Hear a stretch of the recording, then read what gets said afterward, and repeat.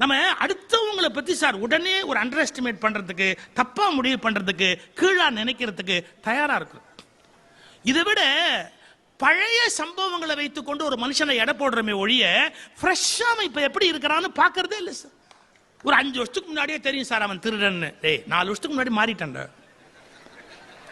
அவன் அயோக்கியன்னு எனக்கு பிறப்பிலேயே தெரியும் அப்படின்னா சார் ஒரே ஒரு வார்த்தை சொல்லட்டுமா?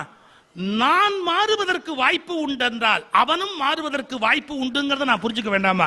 நான் சொல்லல நான் மாறிட்டேங்கிறது தெரியலையப்பா, நான் மாறிட்டேங்கிறது தெரியலையப்பாங்கிறனே, அவன் மாறிட்டாங்கிறது எனக்கு தெரிய வேண்டாமா? நம்ம பாஸ்ட வச்சு அளவு பண்றோம் சார், அதெல்லாம் பெரிய தவறு. பெர்னாட் ஷா ஒரு வார்த்தை சொன்னா, இந்த உலகத்திலேயே பெரிய ஆள் யார் தெரியுமாடா? யாரு? நான் மதிக்கிற ஆள் யார் தெரியுமா? யாரு? என் டெய்லர்.